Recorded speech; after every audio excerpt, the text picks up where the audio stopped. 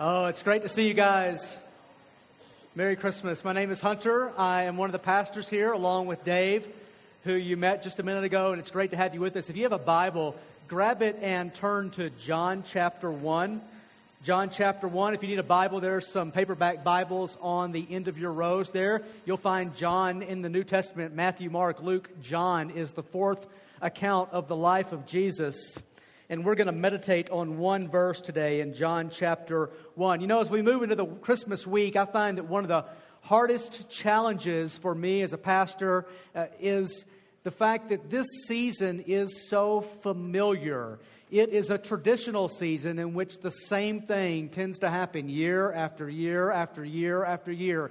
And one of the biggest challenges with, even for myself, of diving into the Christmas story is that it all seems so comfortable. That's what repetition of the same thing over and over and over again does for us. It makes it very comfortable. In my house, we have traditions at Christmas, and I can tell you exactly how Christmas Day is going to go every year at my home. It's going to begin with the little kids. When we were growing up, that was me and my brothers. Now it's my nieces and nephew. It's going to begin with the little kids getting up very, very, very, very early because they are extremely excited. And then we're going to all try to go downstairs together and see what Santa brought. Let the reader understand. And so we have to get Dad up. And though Dad tends to wake up very early every day, somehow on Christmas Day, he wants to sleep in. This is a little joke that he plays every year with the kids. And so it'll be 6 o'clock, and usually he's been up for an hour and a half, but he is having trouble getting out of bed this morning. And when you finally get Dad out of bed about 6:30 or 7 o'clock in the morning, then he will need to take a shower. And that shower will take 30 to 45 minutes, and then he will come out, and he'll be ready to go downstairs, and he'll say, "Oh, just a minute, I don't have my contacts in." And he'll go back and he'll put his contacts in, and that will take another 10 minutes as he stabs at his eyes trying to see. And finally we will rush downstairs and we'll see what Santa brought. And immediately after that, we'll start exchanging presents, and Dad will hand out the presents, and he will choose every year one kid to torture by pretending that that kid has no presents under the tree. And so every time he comes to a package with your name on it, he'll just stick it aside until that kid starts to figure out what's going on, and he says, "There's nothing here for you."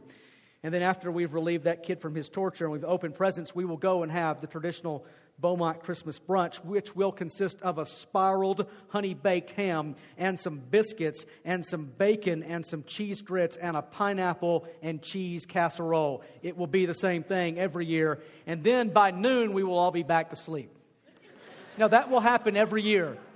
It will happen next Saturday in just the fashion that I described, and it gives me warm fuzzies because it's very comfortable, and we repeat it every time. And we can do the same thing with the Christmas story. There are some angels, and there's some shepherds, and there's a baby Jesus wrapped in swaddling clothes and lying in a manger because there was no room for him at the inn. Now, unfortunately, we don't have time to do this morning, but Jesus was probably not born in a hotel. He was probably not even born in a stable. He was probably born in a common house. And so maybe next year we'll unpack all that for you. But there he is, wrapped in swaddling clothes, lying in a manger while ox and ass are sleeping, you know. And this is just so warm and fuzzy that we lose sight of the wonder of what's really going on because it's so familiar. That's why I really like the Gospel of John, because John, although he does not recount the story of what happened at Jesus' birth, he gets right to what it means, and he uses words and images which are a little strange and which take a little work. And so I like reading the Gospel of John, especially chapter 1, his prologue, this time of year, because I have to work a little harder at it than I do at the normal Christmas story. And so I want to meditate with you today on one verse, John chapter 1, verse 14. And as we're getting there, I think we should view it through two big questions that people tend to have about God in general. And one of the questions goes like this: can we know God, or can we know what God is like? And sure, there are a few atheists out there, a vocal minority, but a minority nonetheless. There are a few atheists who bravely do not believe in any kind of God and will unabashedly acknowledge that God does not exist. But far more people, in fact, I would guess that almost all of us, believe in some kind of God. And yet the most common belief in God would go something like this. I do believe that he or she exists, but I'm not sure we can really say what God is like with any degree of certainty or specificity. Some people might point to the plethora of religions and say, all of those religions just all seem to point to, a good, loving God. And someone else would say, well, actually, if you examine all the world religions, you'll see that they don't even describe God in the same way. They're actually quite contradictory. And then someone else would say, that's exactly the point. We can't really know what God is like very much. And so what really predominates our culture, I would say 98% of our city probably believes in some sort of vague theism that God exists, vague, that we don't know too much about this God. And so that's one question. Can we know God? Can we know what He's like? And then another question that people tend to answer is God good? And the default answer is, oh yes, He's good. He's a loving God. But then most people go through something in their life that calls that all into question, and they begin to go, if God was loving and good, would He allow this to happen? And then they look at the world around us and they say, given all that goes on in the world around us, this God, who we don't know much about, can we even assume that God is good? Now, with those two questions in mind, I want us to come to John chapter 1, and we're going to look at verse 14. But before we do that, I want to point out a couple of things in the context surrounding that. Look at verse 5. John says in verse 5, the light shines in the darkness. John says very clearly that our world is darkness. Darkness is the term that he uses, the metaphor he uses to describe all that is wrong with the world. And so if you look at all that's wrong with the world and go, can God be good? Then John would not call you crazy. He would say that might actually be a very logical question to ask, given all that's going on in the world around us. Then look at verse 18. No one has ever seen God, the only God who is at the Father's side. If you go, can we know God? If you're skeptical, if you've settled for some kind of vague theism, John would actually say that's not that unreasonable. No one has actually ever seen God. No one's ever seen Him. And yet, despite that, John is not some vague theist, and he is not a cynic, and he is not a skeptic, because something had dramatically changed for him. And we see it summarized in verse 14, the verse we're going to meditate on today. He says, the Word became flesh and dwelt among us. The Word became flesh and dwelt among us. Now, the word is John's metaphor that he's already given us at the top of this passage to describe the Son of God, Jesus. Jesus, he says, is the Word of God. He says in verse 1, in the beginning was the Word was with God, and the Word was God. He was in the beginning with God. All things were made through Him, and without Him was not anything made that was made. Jesus, he says, is the Word. Now think about this. A word reveals something about someone in a way that nothing else does. Like you can learn a lot about someone by watching them. You can learn a lot about someone by observing them. You can learn a lot about someone by Facebook stalking them, can't you? And yet, there is something about a conversation that takes your knowledge of that person to another level. In fact, most of you would not say you know someone unless you've at least once in your life had a conversation with them where you have learned about them and they have learned about you. You may know a lot about them, but you don't know them unless you've had a conversation with them. Okay, those of you who are single, think about this. Those of you who can remember when you were single, think about this. When you see someone that you might be interested in, what's the first thing that goes through your head? I wonder if I could talk to them. I wonder if we could have a conversation.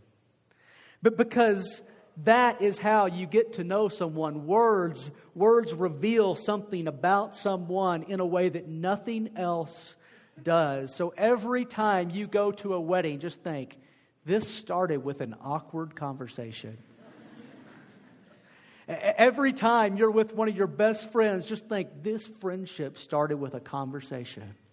Not every conversation turns into an intimate friendship, but some do. And so John right here is telling us that God is going to reveal Himself in a way that He hasn't done yet. And here's another thing about words. Words can also create new realities. He said that the Word made everything that exists. He was in the beginning with God. All things were made through Him. You know, this church started about 4.5, or not quite 4.5 years ago. But if you went back 3 years before that, it actually started, it was conceived in a conversation.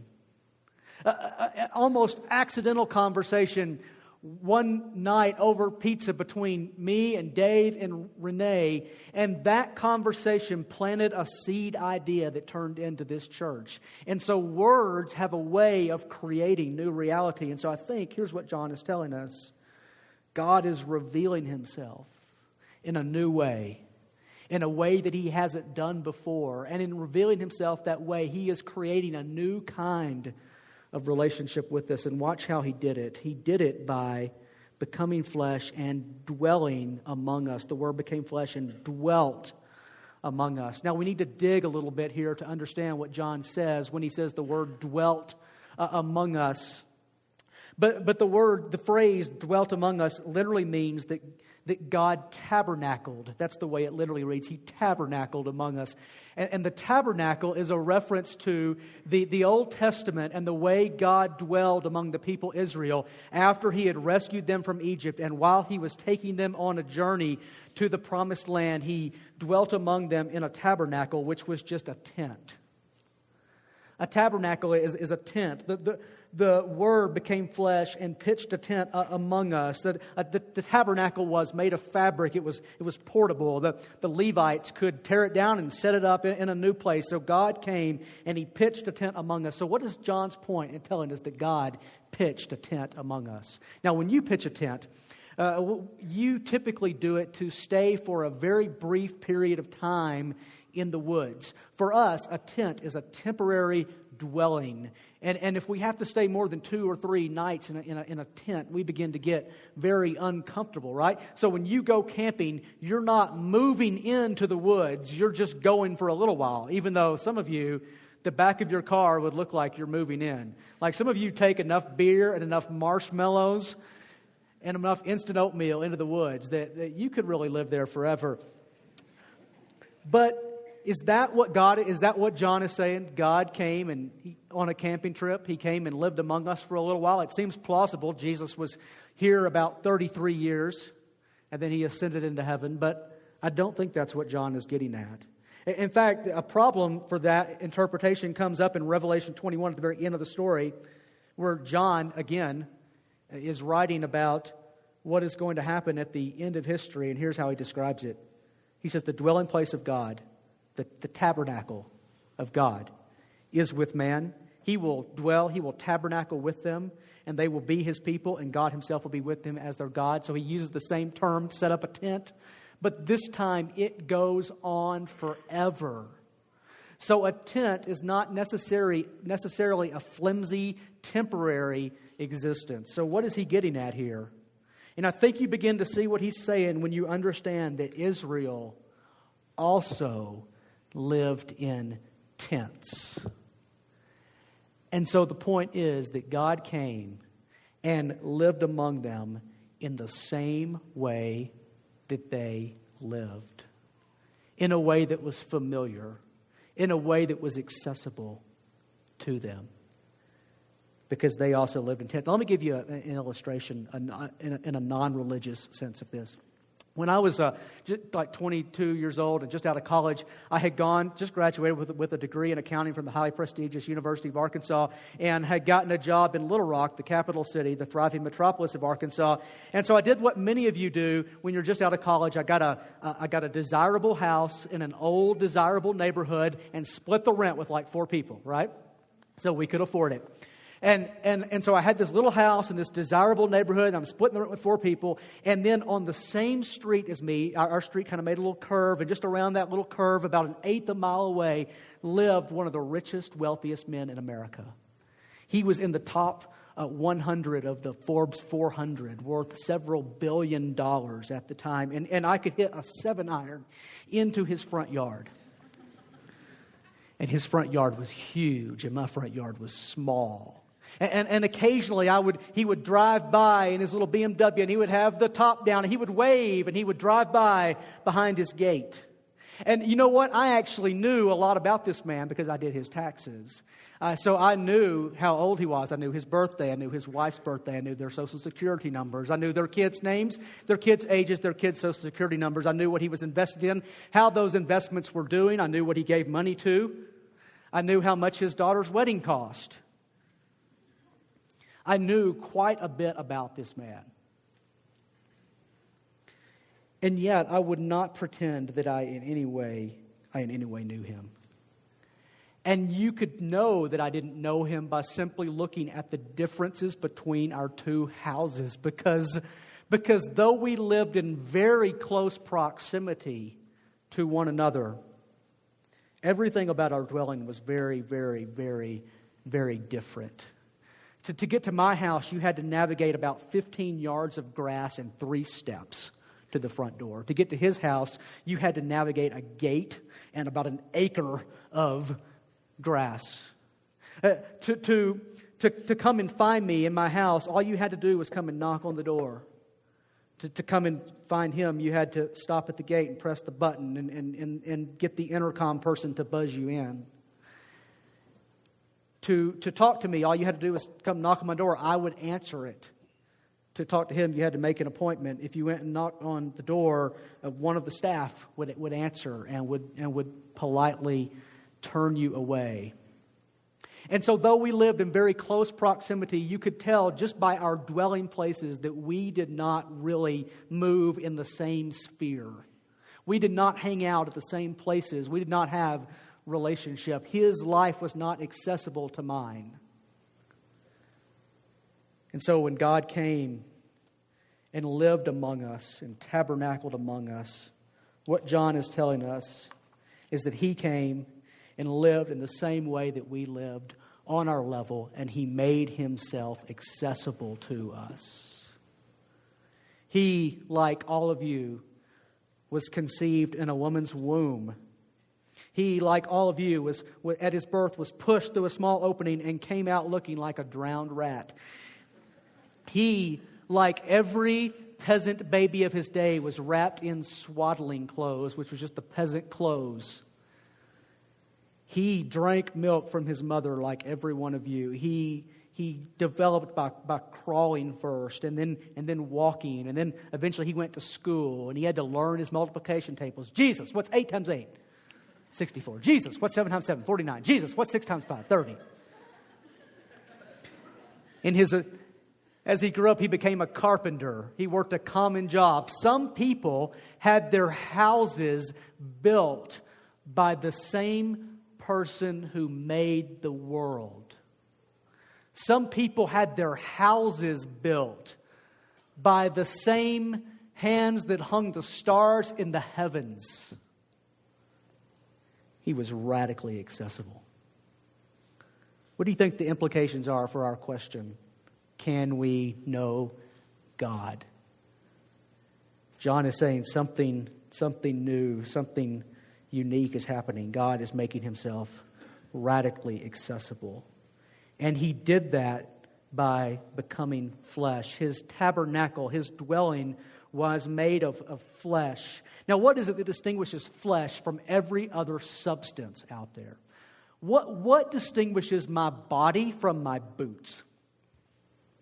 And here it is. Flesh is soft. Flesh is vulnerable. Flesh is corruptible. Flesh is killable. Like, do you realize that you could kill me a lot easier than you could tear up my boots? I could be, on the way home, I could be in a car wreck and my body will die, but my cell phone will still be working. To be flesh is to be vulnerable, is to be corruptible. Like, isn't it remarkable? We make things that are far more durable than we are. If I had been dropped on my head as many times as I've dropped my phone, I would be dead.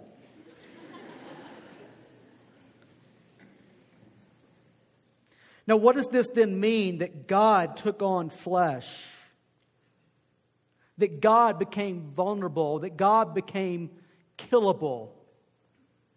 It means there's not a bit of the darkness that He hasn't tasted. It means He made Himself subject to the darkness just like we are. It means that God knows what it's like to be tired. He knows what it's like to be hungry. He knows what it's like for work to be frustrating. He knows what it's like for his mother to nag on him. He knows what it's like to have sexual desires that can't be met. He knows what it's like to have friends turn on him. He knows what it's like to be lonely. In all of that, before he found out what it was like to have nails driven through his wrist and through his legs. Before he found out what it was like to be abandoned by God. So, our questions. Is God knowable? Is God good? And what the incarnation of Jesus is telling us is you can point to the confusion of religions in the world and say, maybe we can't know much about God. No one's ever seen Him after all. And yet, you would not be dealing with the reality that came into being, that God became flesh. And maybe you can point to the suffering in the world, and you can say, God can't be good. But there's not a bit of that God hasn't tasted Himself. Someone would say, though, that sounds great, but I still found it to be very hard to believe that God would become a man. That seems quite impossible to me. Now let me ask you then, who in the first century, at the time Jesus was born, who was the least likely person to believe that God could become a man? All the Eastern religions believe that God is immanently part of all the creation. So for God to be immanently part of a particular man would not be that too far-fetched for one of the Eastern religions. And all of the Greco-Roman religions of that time believed that the gods were really just superhumans. They were like WWF characters. They were just humans with bowed up and with bad tempers. They were just superhumans. They were like our superheroes. They were normal, but they could stretch their arms a mile and grab something. They were normal, but they could also fly. They were normal, but they could turn into bats. They were normal, but they could cast webs from their fingertips. It wouldn't have been that far-fetched for them to believe that a man was God.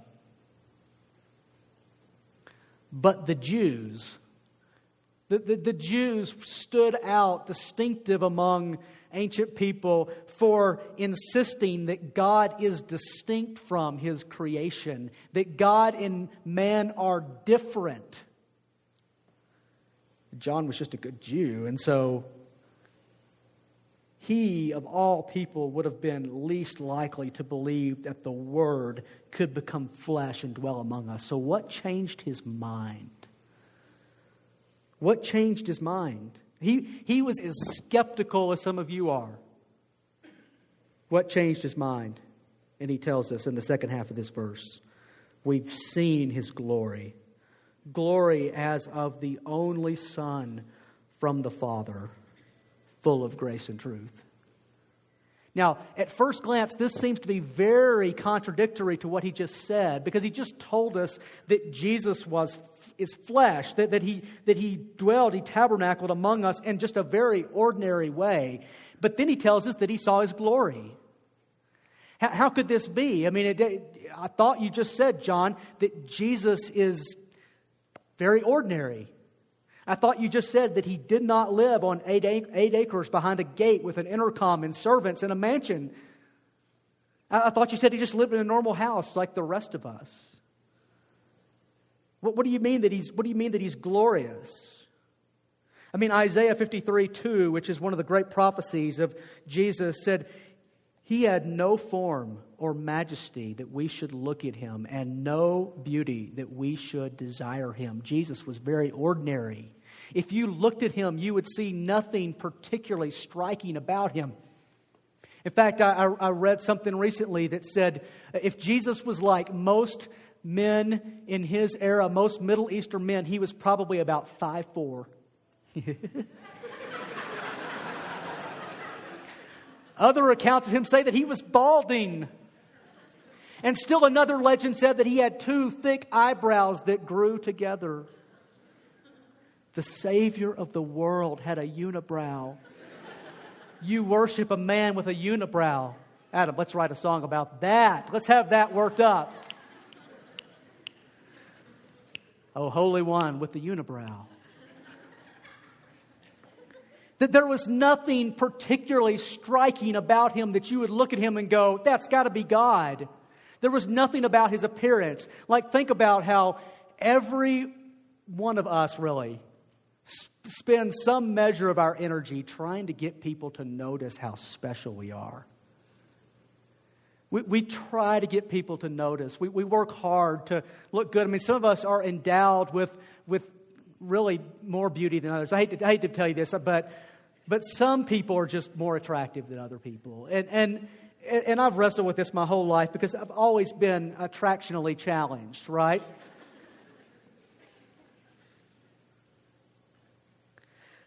And our culture tends to look to and to prize people who are beautiful. And think about how you get anywhere in our world. You do it by convincing people how great you are. I remember growing up. Did any of you guys watch wrestling growing up? Did any of you watch the wrestling? There was a wrestler named the Nature Boy, Ric Flair. Did any of you know these guys? The Nature Boy he had blonde hair that came down to about shoulder length. He was always a very, very bronze. Until his latter years, he was fairly fit as well. He wore a sequined robe. Anytime he went anywhere, music would play. Dun, dun, dun, dun, dun, and the Nature Boy would appear. He described himself as a jet-flying, limousine-riding, kiss-stealing son of a gun. He would say things like, diamonds are a girl's best friend, and so is Ric Flair. Woo!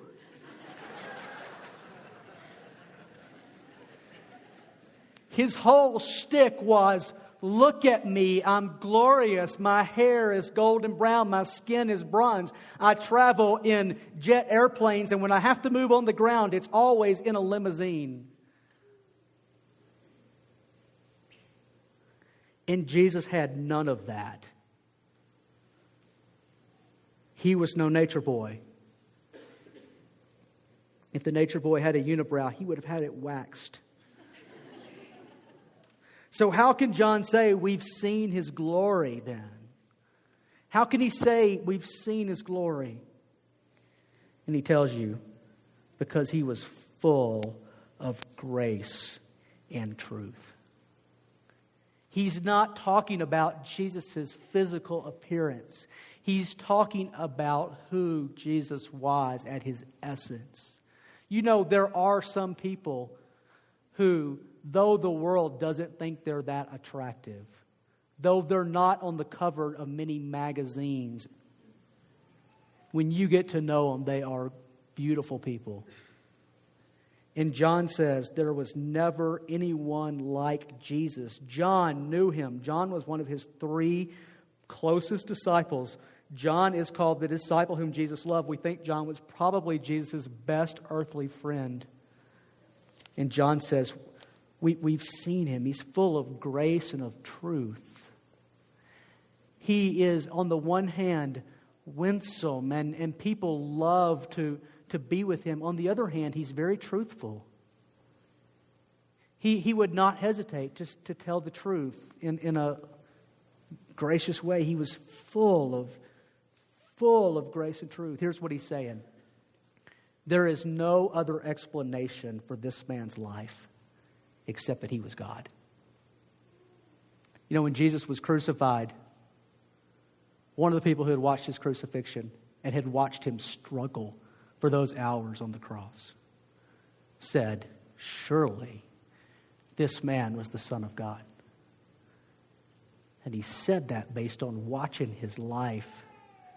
And so John says, John became convinced that this man was God because he says there's no other way to explain his life except that he's God. So here's the invitation then. If you're skeptical that God could be a man. Here's the invitation if you're skeptical that we could know God. Here's the invitation if you are struggling with darkness in your life or in the world around you, and you're skeptical that God could be good. The invitation is to get to know Jesus. God, in His wisdom, did not send us a bulletproof argument. He didn't send us a formula. He sent us a person. He said, if you want to believe that you can know me, don't just look for logical abstractions and arguments, good as those may be, helpful as those may be, but you've got to look at this person. And so if you are skeptical that God could be a man, then the only way to overcome that skepticism is to spend some time looking at Jesus. We would invite you to look at His life. A couple of years ago, I preached all the way through the Gospel of Mark. Most of you weren't here.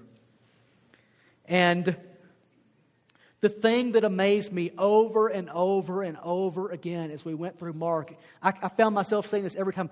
How did Jesus know to do that? How did he know to do that right there? How did He know to stop and talk to that woman right there? How was it that He had the wisdom to do that? How is it that He knew when to get mad and when not to get mad? How is it that He knew when to be sarcastic and when to be tender? How is it that Jesus knew when to heal and when to get out of town? How did He know? It was always so right. How is it that Jesus would see all the way through whatever people said to their hearts? He would see who they were. How did He never get trapped in any of the rhetorical games that the Pharisees and the religious leaders played with Him? I mean, how do you explain this man? And as I walked through that gospel over and over again, which is the simplest account of Jesus' life we have, I was reminded again and again, there's only one explanation. This man is God. And so if you're skeptical, then the invitation is to spend some time and get to know this man and see if you don't arrive at the same place that John arrived at.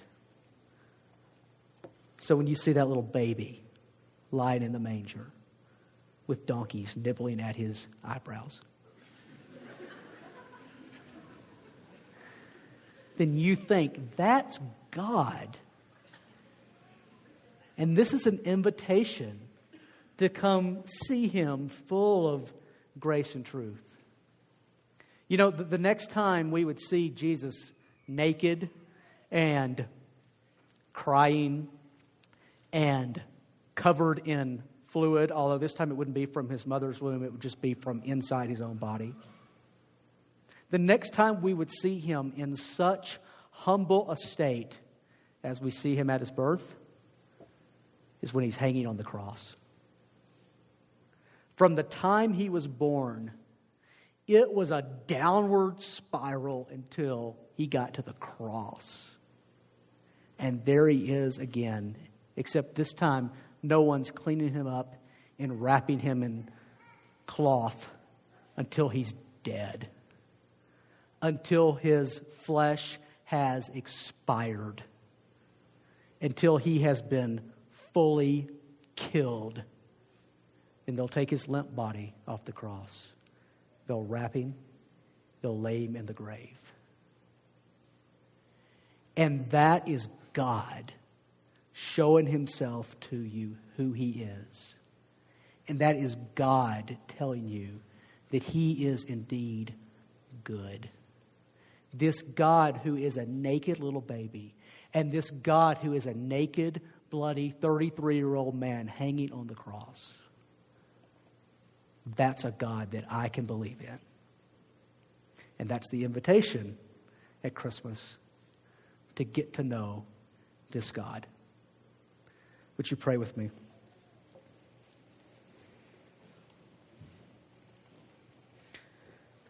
Father, I pray that we would be amazed. I pray that the familiarity of the story, that the comfort of the story would not just warm our tummy like cheese grits and biscuits, but it would amaze us. It would shock us. I pray we would be shocked that you would send your Son to put on corruptible, tireable flesh. I pray that we would be amazed that you would send your Son to tabernacle among us. I pray that we would be amazed that your Son will be conceived in the womb of a woman. I pray that we would be amazed that your Son would come and build houses for people. I pray we would be amazed that your Son would come and learn his multiplication tables. Pray we'd be amazed that your Son would grow up and go to the cross for us. I pray that we could see him lying in the manger, and we could see him hanging on the cross. And we would say like John, we've seen his glory, full of grace and truth. For my friends who are hurting, I pray that their solution would be to get to know Jesus better. For my friends who are skeptical, I pray that their solution would be to spend some time getting to know this man and see if they don't say, like many others who saw him, surely this is the Son of God. We ask it in his name and by the Spirit. Amen.